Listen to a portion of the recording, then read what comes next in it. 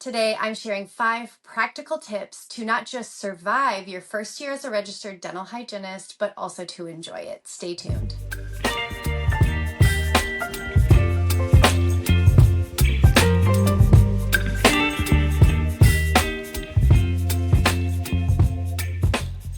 Welcome back to the Grow RDH podcast. My name is Katie and I am a dental hygienist from South Dakota. We are switching gears for the month of May. Last month, we talked a lot about perio, and this month, we're going to transition into helping new graduates integrate into their career successfully. I think it's really important for seasoned hygienists to get involved in new graduates to make sure that they are mentored properly and that they can build a career that they really value. We need longevity, we need satisfaction. And so even if you are a seasoned hygienist listening to this, I would like you to share in the comments, what are the top things that helped you survive your first year in the field? And you can stay on for the whole episode. I think these tips are good for everybody, but at least leave a comment and give some encouragement for the new grads that are just on the brink of getting their license and starting to practice. But the whole month of May is going to be covering topics that will help you set really good career goals, some really good boundaries and integrating yourself into your new team, and to develop some really good habits that are going to give you some occupational satisfaction. So I've broken this week's episode down into 5 practical tips, and hopefully you will find these tips very helpful down the road. The first tip I have is to join your state or local association. Getting involved early in the American Dental Hygienists Association is going to be so comforting, and it's going to offer you a lot of opportunities. First, they have a lot of continuing education. Second, they always put out standards of practice for our profession. Getting familiar within your first year of working is going to be so helpful, because sometimes we don't know what we don't know. And when you just dive right in to the resources that they have, if you weren't part of your student association, that's totally fine. Now is the perfect time to join and see what is available to you. There are tons of resources that are great and beneficial to you as a new grad, so you can learn all that's available. Now, I think what's really essential is to do it early so you can create connections and build mentorship. And mentorship is going to be tip number 2. But I don't want to get too far ahead of myself.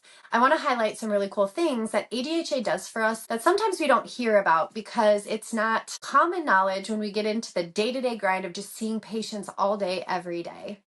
The first thing they do is advocacy, of course. If you are a part of your student association, you probably already know this.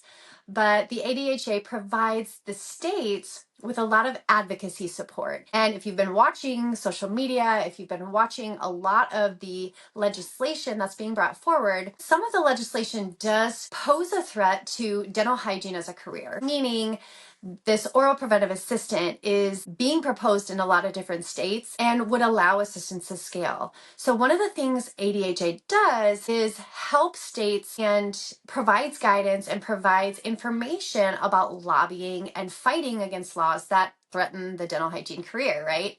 You just started in your career and you need longevity in your career. So having the ADHA on your side and being in the know about what's going on in your state is going to be really beneficial. It's going to make you an asset to your office. And if you get involved, there's so many opportunities for leadership development. If you like travel, the ADHA annual conference is going to be in Long Beach, like in October, not very far away. So you could get involved with your state association, make connections, and travel to Long Beach or something. There's a lot of unique opportunities. I think that the ADHA is the best place for you to find your niche. At its most basic level, though, your state association is going to be amazing at helping you find job opportunities and, like I said, mentorship. I can only speak from my experiences in South Dakota, but South Dakota is a very small state, especially when it comes to the dental community. Now, whether or not you live in a very rural area or a very urban area, you're going to have a dental community. It might be a micro community,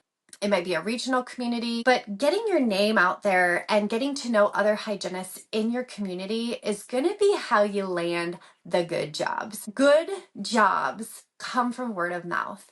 That means that the jobs that are advertising doesn't mean they're bad jobs. It means that they might be having a hard time filling that position for a reason. The good jobs, the jobs with the dentists that are super supportive and the best places to work are found, in my opinion, by word of mouth. And so no job is a bad job. As soon as you graduate, get that first job, even if it's a bad experience, you're still getting experience and you're learning what you don't like, what you do like, and what you might be looking for in that diamond in the rough job, right? And getting to know other hygienists in your state is the best way to do that. So through the community of your state association, you are able to better get to know the dental community in your unique area. So if you're looking for that amazing job that we all are looking for, or you just want some networking or different opportunities, maybe you do want to get into public speaking, or you do want to get into legislation, you do want to get into management, the ADHA, and then under that, your state association is going to be the best way for you to get your foot in the door and make connections early. The earlier that you can do this in your career, the better off you are going to be long term. It's going to give you more job opportunities. It's going to give you more advancement, and you are going to find a lot of career satisfaction within those networking opportunities. The second thing I already kind of hinted at is mentorship then. And this directly relates to your state associations because a lot of the times the people in those leadership roles at your associations are the ones that you're going to find are going to be the best mentors. These are people that have taken on leadership roles and have worked their way up in the professional development community. And they're going to be the ones that are going to be able to help you in the things that you want to do. It could be as simple as maybe you're having trouble with your time management, or you're having trouble with your dental software. Maybe you're having trouble navigating an employment situation with an assistant or with a dentist. Having a local mentor that you can reach out to and have a cup of coffee with or have a phone call with to help you with some of those early questions and those early unique situations that maybe you didn't anticipate when you were graduating and getting this job. Having a dental hygiene mentor that you can reach out to is going to be so helpful, and it will just put you at peace. Even if it's a vent session or even if it's looking for advice, it doesn't matter what it is, get yourself a mentor. The dental community is very unique. The dental hygiene profession is very unique. It's different than nursing. The scope of practices are different. The working relationships in a dental office are very different. So having a mentor that's been through that process and has had to navigate some difficult employment situations is going to put you at ease. It's going to make you so much calmer because you know you have a sounding board that you can bounce things off of and get input and get advice. So you don't even have to ask them to formally be a mentor. Just seek somebody out. It could be another hygienist in your office. It could be one of the board members of your state association. It could just be a hygienist that you met at another office in town that you met through networking opportunities. And you don't have to formally ask them.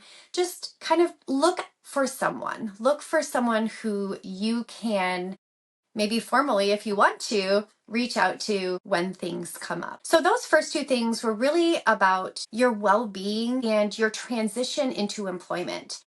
And so I think they're a little bit separate. They're more about our, emotional well-being and professional well-being. The last three things I'm really going to focus on is your occupational and your physical health. I say this because the transition from school to practice can be exhausting. In school, they try and prepare you for the rigor and the fast-paced nature of dentistry, but I don't think that anything can quite prepare your body for that transition until you're just in it. And that's okay. But when we get run down and when we get exhausted is the point where we start to get burnt. And what you want to prevent is long-term professional burnout. If you can prioritize these next 3 things in your first year, your longevity is going to be a lot longer. And health-wise, you're going to be in a better place, not only physically, but also mentally, because when we're not burnt out, we're in a better mental state.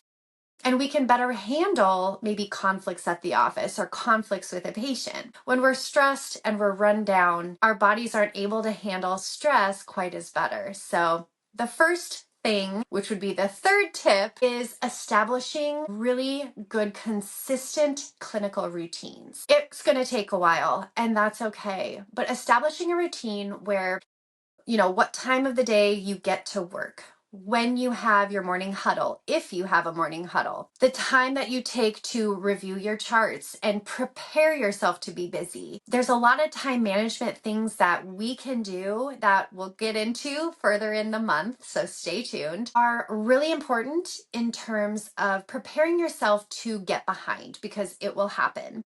Whether that might be making up trays in the morning for however many patients you're going to see, setting out the disposables that you're going to use, reviewing the clinical notes and knowing how many approximate x-rays, because we know things always happen at the drop of a hat. We always know that things happen unexpectedly, but at least knowing approximately how many x-rays you're going to be taking today. All of those things prepare you for adapting to change. So you might have 8 trays made up. Well, if something gets you off schedule or a patient gets put in your chair, you might have a backup ready, so that way it's a quick transition. Same thing with doing your notes, getting in a routine of knowing how much time it approximately takes to write your good thorough notes. I know some people love to do all their notes at the end of the day. They might jot down notes on a sticky pad and then put in all of the detailed notes at the end of the day. Some people don't work like that. They hate waiting. They want to do it right away to make sure that they get all the detail, and they can't really transition into a new patient without writing everything down. So knowing yourself and getting to know how you work and how you work under stress is really important into establishing these routines. If you can get into a good routine, you're better able to transition and pivot when things don't go your way. And that's going to be really important to protect your mental health and your mental well-being. The less you have to think about, the more that you're conserving your mental energy. It's very similar to the idea of setting your clothes out in the morning, because it's one less decision that you have to make that day. The later it gets on in the day, the less cognitive energy we have to make really hard decisions. So you want to set yourself up to not have to make a lot of cognitive decisions throughout the day. That way, when things do happen and you really have to tap into that cognitive energy and that mental space, the less of the silly decisions that you have to make, the better. You're going to be better off setting yourself up for not having to think about things like that. I think if you find that if the more you can prepare yourself for the day, the more mental energy you are going to have at the end of the day. We want to get home and be able to be a good friend, be a good partner, be a good mom. And when we get off work, we want to have something left. So the less you have to make decisions during the day, the more you're going to have at the end of the day for that home life. We always talk about work-life satisfaction. If you can get into a mode where you have enough life satisfaction, that's going to be so much better for you long term. So that's why it's super important to establish those routines early, learn how you can set yourself up for an easy day, and it's not going to come immediately. You're not going to feel like you have that routine immediately. Just know that it will come. You will find the routines that work for you. Talk to your mentor. Talk to your dentist about their exam routine. When do you typically come in? Many dentists are willing to come in and do an exam when they have time. Some dentists are a little more picky. They want to only do the exam after you've cleaned everything. Now, and I see the argument for both, but sometimes if you know the dentist is going into a long procedure and you're close to exam time, polish the teeth quick, make sure the plaque is all gone, the stain is all gone, and just go in and tell the dentist, I'm almost ready for the exam, we're mostly clean. Is there any way you can do the exam before you start that big long root canal? That will keep you on track. So thinking ahead and thinking about things like that, having good communication with your dentist to make sure you're both on the same page about when exams can happen. All of these things will help you get a good, consistent clinical routine. The fourth thing is to prioritize nutrition and hydration. It's so hard to say prioritize hydration, so get your water in, but also then allow yourself for bathroom breaks. That was one of the hardest things for me when I graduated. I didn't have time to go run to the bathroom every hour, 2 hours, 3 hours.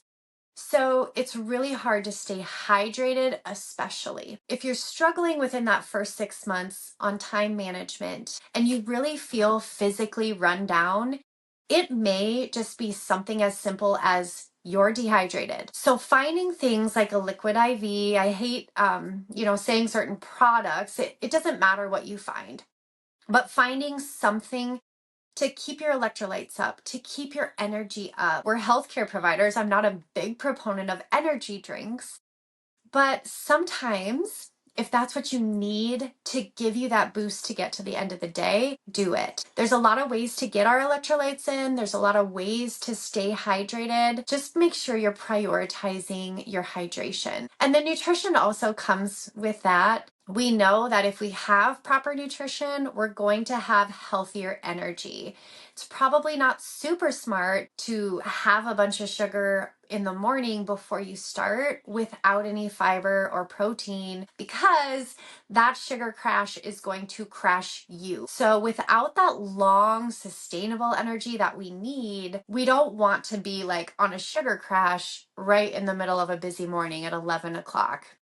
So just consider some of those things. It will affect the way your mood is. It will affect the way you communicate with patients. If you're really going down and you might be short, you might be irritable. And just remember, it's a simple and kind of funny thing, but I think about toddlers, right? You know that when a toddler starts becoming a toddler, it's typically so easy to fix. Do you need a snack? Do you need a drink? And we're no different. It's just that toddlers don't have the words and the cognitive ability to recognize that they're hungry or thirsty, but we do. But sometimes we get so busy and so focused on production and got to keep on time that while we know it's good for us, we don't prioritize it or we don't think about it because we have 500 other things to think about.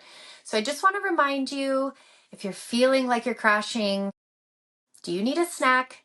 Do you need a drink? Finally, last but absolutely very not least, is protecting your body. Ergonomics have to stay when you're out in practice. And I know that in school, they teach you ergonomics, they push loops, and you typically have an instructor right over your shoulder saying up, or, watch your elbows, watch your shoulders. And so while it's probably annoying when you're a student because you're also trying to find a good fulcrum, you're trying to tactilely develop good calculus detection skills. And so I think when you're a student, it kind of comes across as annoying, or it did when I was a student. I was so just like, leave me alone, I'm trying to focus. But in that first year of practice, I really struggled because I didn't have that voice in my ear telling me how I was sitting poorly. And what happens is you get into routines fast. If you are routinely sitting a certain way or bending your neck a certain way, you will continue to do it. One thing you can do is have an accountability person in your office. Maybe right away when you find a job, talk to the assistant, talk to the dentist, talk to somebody and say, when I was a student, I struggled with my posture and I'm afraid I'm going to fall back into habits. If you don't feel comfortable asking the dentist this, talk to an assistant or another hygienist. They will understand. And just say, maybe we can watch each other. If I see you slouching, I'll come and talk to you. And if you see me slouching, snap a picture and send it in a Snapchat or something. Use each other and make sure that your occupational health is at its peak. So many times our posture and our use of our abs is essential to be able to kind of use our hip as this rotating thing, right? We need to be able to bend forward, bend side to side to keep our neck straight. And so when we're doing that, so much of that is tied into your core. So core health, and it can come from a number of different things. It can come from Pilates. It can come from yoga. It can just come from some core exercises that you find on YouTube. Doesn't matter how you find it. But having a strong core is going to be the foundation of how tightly and how strong you can hold your head and where you hold your head. So keeping your core strong, making sure you have someone kind of keeping an eye on you. There's no shame in that. And if you don't feel comfortable right away, that's fine. Another thing you could do is like set up your phone and hit the camera and press play, and then go and sit in your chair and do it with an assistant or somebody in your office. Go like you're going to work on them. Do it once a week and make sure that you're self-assessing and you're looking at your posture, making sure that's healthy. Another way we can find out if we're not doing this is if we're starting to get sore. Typically, you can tie sore muscles, depending on where they are, to what you're doing. If you're having neck aches or even headaches up here, it could be that your shoulders are just tense and they're way too high. You may just have to lower the patient a little bit and try to relax your shoulders. Versus your upper back, that could be that you're bending your neck too far down and you're not relying on your loops. So use your body as your check and balance. If you're starting to get sore somewhere, that is your sign. Something has to change. If you're using correct posture in a nice neutral position and everything's neutral, you won't be sore. So if you're starting to get sore, that should probably be your first hint that something is kind of shifting. Maybe our posture is getting a little bit lax. Maybe we're just tense and stressed and we need to do some stretching, some relaxing in between patients. There's tons of videos on chairside exercises. There's a couple of great resources on Instagram, TikTok, whatever your social media platform is. There are a ton of hygienists out there that have great stretches, stretches that you can do in between patients, stretches that you can do just chairside while you're waiting, maybe for your patient. And those will help you feel good and stay healthy. With that, I wish you guys the absolute best for the first year of your career. It is so satisfying. It is such a accomplishment that you've done. Dental hygiene school is hard and absolutely no one can take that away from you. You have accomplished something so amazing. And I want your career to be just as satisfying as this feeling feels right now. I want you to carry this feeling of accomplishment and of passion and of intensity into this first year to make sure that this career works for you. You invested time, you invested money into this career. Make this career now work for you. You want longevity. You want to feel good. You want satisfaction. And I believe that these 5 tips are going to help you get there. If you value this content, please share with another grad. If you are not a new grad, share with a new grad that you know. As I asked in the beginning, if you're not a new grad and you have any tips on what helped you survive your first year, please put them down in the comments and give some support and some encouragement to all of our new grads that are going to be entering the workforce. We need you, we value you, and we are here to help. If you have any questions, please feel free to email me, katie@growrdh.org, and I will be focusing all of this month on you. For the next 3 episodes, we are also going to be talking about transitioning into your career. I put out episodes every Friday, so next Friday there will be a new week of ideas. In the meantime, like, share, subscribe, do all the things, and I will see you on the next one.